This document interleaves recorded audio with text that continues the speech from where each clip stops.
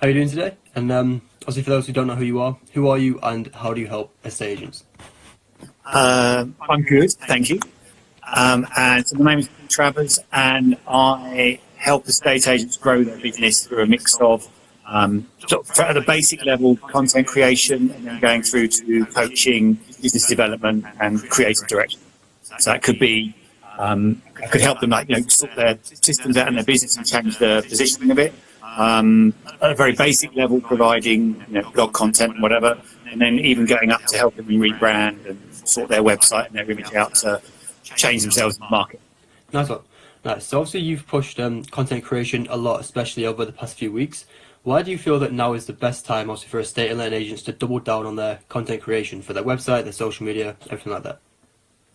Well, obviously, everyone's in the same boat right now, right? So everyone's at home. It doesn't matter whether you're rich, poor, powerful, weak, whatever, yeah? Everyone is in exactly the same position. So you have I would say probably a once-in-a-career opportunity as an estate agent to be relatable, to be completely relatable in what you're putting out there, because you're not in your office being an agent. You're not able to be. It's been taken away. All you have is the experiences that you're going through, which are the same as what everyone else is going through right now. Fortunately, that's about the last thing that estate agents will want to post about. Yeah. So that's but it's been handed to you on a plate, right? Relatability has been handed to you. So okay, you're going through what everyone else is going through. What can you share about that? But mainly what agents want to share is revaluations. That seems to be the go-to thing now. It's like it was visiting you in your house. Now it's valuing your house by video. And I'm not really sure, right now, given all the concerns that people might have, will a member of the family die? Will my job disappear? Will my industry disappear? How am I going to cope with being alone all the time, or never being alone? Because I've got people all around me. But maybe knowing what the value of my house is, even though I can't sell it, maybe that would add value to my life. Maybe that's what I... Yeah, for sure. For sure. Maybe. I don't know. Yeah. So obviously, for agents that haven't really focused too much on their content, their social media, their website, etc., their blogs, for example, what are going to be some of the benefits for them? When things are back to normal in a few months' time, say, what are the benefits of focus on that right now?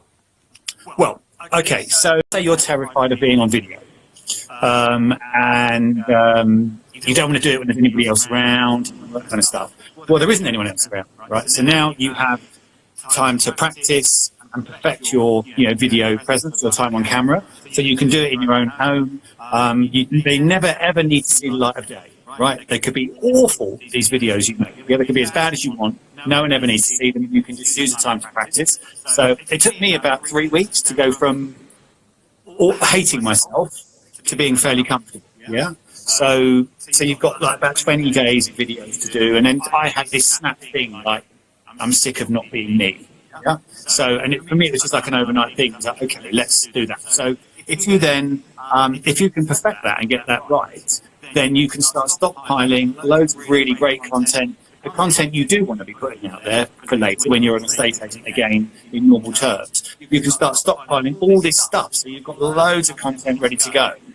Let's just say, for instance, for argument's sake, right, that it's all fine, that everything this ends. And it's like, there was a funny little memory we had of 2 months back in 2020. There's no bad effect on the property market. Prices don't go down. There's enough demand. Lenders are lending. People's jobs are safe. It's all good. It was just a blip. Then you're going to be too busy to sort out your social media, right? You're going to go back to what it was like before, which this, right? Most estate agents' social media rank. Yeah. So, not because they're terrible people. Yeah. Just like anything you don't really know how to do properly. When it's not done properly, I'd say you're probably better off having none than having shit social media. So you have the time to get this in place so that you have a real body of work, if you like, in place for when you're busy again. And if it goes the other way, let's just say there's a recession, estate agents won't want to post anything at all. No. Right? So they never, ever, ever want to post bad news that relates directly to them. Yeah. So let's just say the fall-through rate went up to 60%, right? They would never say our fall-through rate is at 60%. They would say their national fall-through rate is at 60%. So they're gonna be stuck for what to say in a recession and probably be a bit down about it. So having a real library of stuff now you've got ready to go, Yeah. I think is a really, really good idea. Yeah, for sure, definitely. I mean, talking about a recession, I actually saw some stats yesterday from, I think it was Goldman Sachs. There was like a 9% decrease in GDP in the US, and there's like in Q1 because of this, and then it's actually predicted to go down 34% decrease in GDP. That's in the US, probably similar across the board. So, going to be pretty difficult times over, especially the next few months for a lot of businesses, especially estate agents with the property market kind of freeze and stuff. I mean, you were an estate agent for 25 years before helping them, right? Yeah. So you went through the 2008 kind of recession as you were a director or an area director of an estate agent.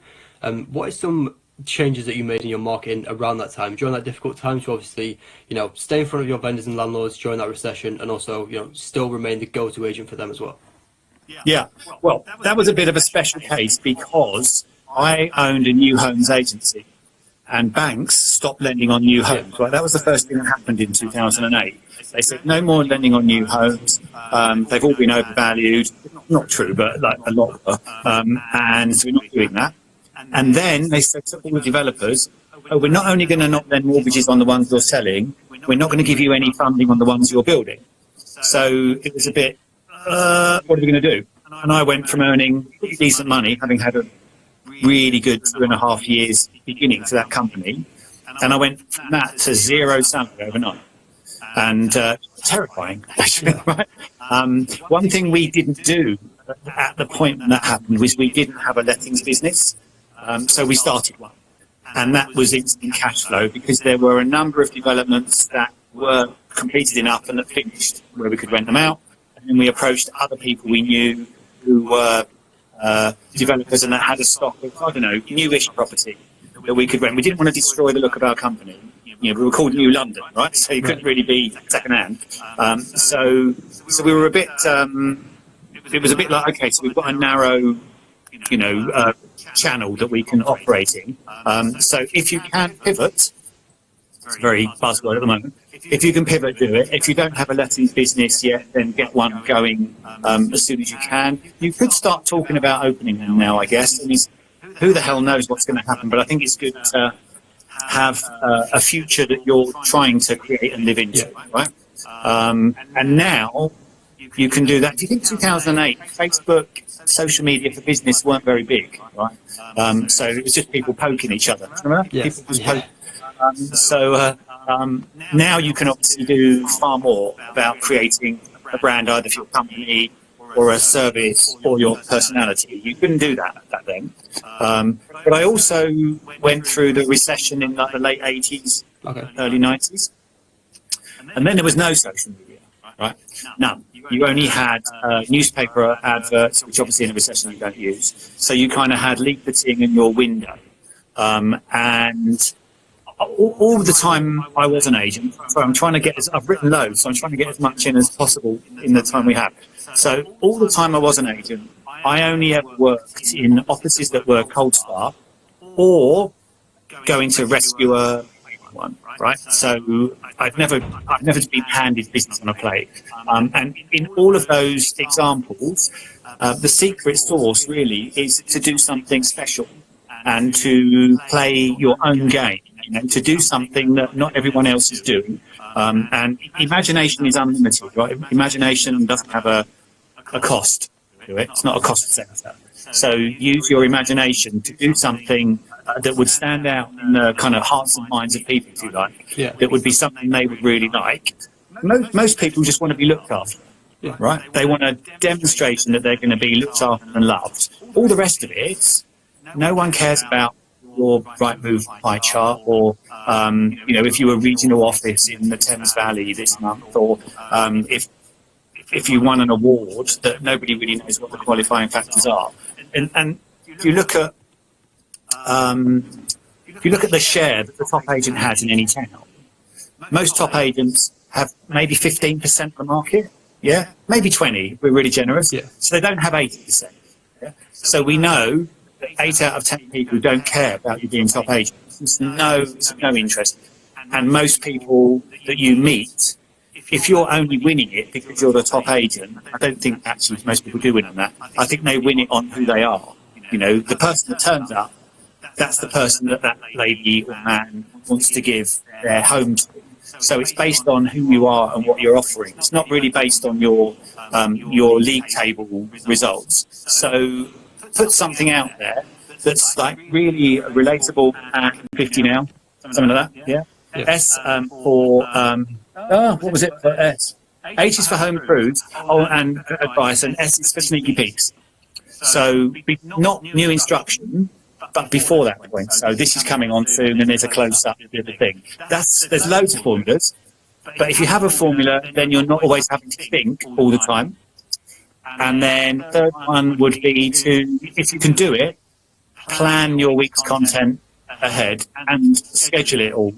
So that even if you can't think of something to post on a day, I don't know if you get this, but if you don't do a post when you think you're going to do it, there's this massive impending sense of doom the rest of the day. Yeah. I don't want to forget, oh, I forgot.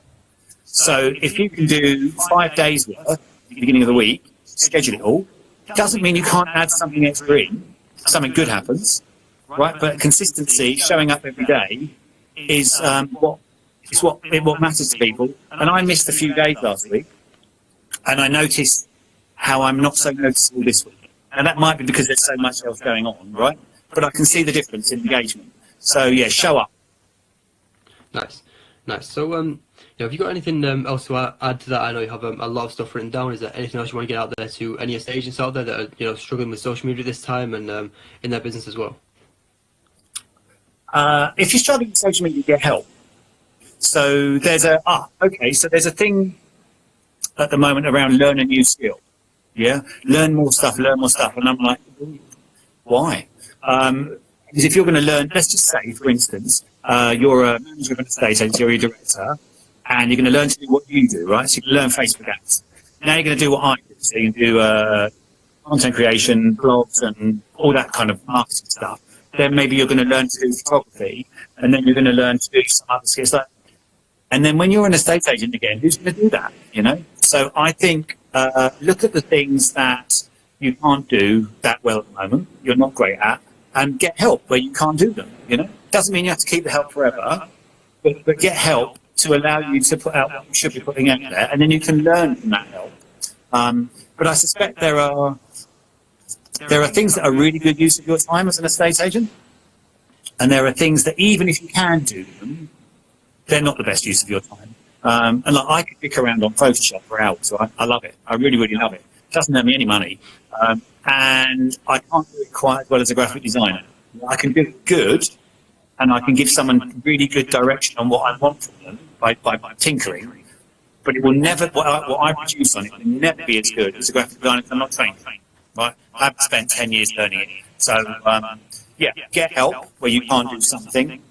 Find, at the moment, it's a good time to get help, right? I've reduced the cost of my service to people because I want the clients I've got to be able to keep going. And I would actually quite like to grow my client list in this, by doing a lot of stuff really cheap for people and saying, well, for right now, you can have it for this. And there's loads of people doing it. So what a great opportunity to, get some help and really kind of get things going that you haven't got going before. Yeah, so really using the time to, if there's anything, over the past year, that especially in terms of social media, that you haven't been able to do, a lot of agents have it at the back of their mind. I think this social media thing, they need to get a strategy sorted, they need to get something sorted. Now is a perfect time, you would say, to really double down on that, do it yourself, or get a lot of the help that's out there. Yeah, I've learned some stuff about Facebook ads, right? Because I'm about to do some Facebook campaigns for that. But I have to say, learning what I've learned makes me respect what you do and what other people do you do so much more, because I hate it. I look at that ads manager and I'm like, I just want to post an advert, and there's all this detailed info about targeting or whatever, which is fantastic, right? It's really amazing. But for me, I'm not really that kind of, I don't have a detailed analytical brain. It doesn't work well. So I want to run away from that. I want to be nice, do creative things, yeah? So Yeah, so for me, it's like, okay, someone else needs to do that for me, even though I could do it. So yeah, bang on, really. Get the help that you need. Learn something that you can put into practice as an agent.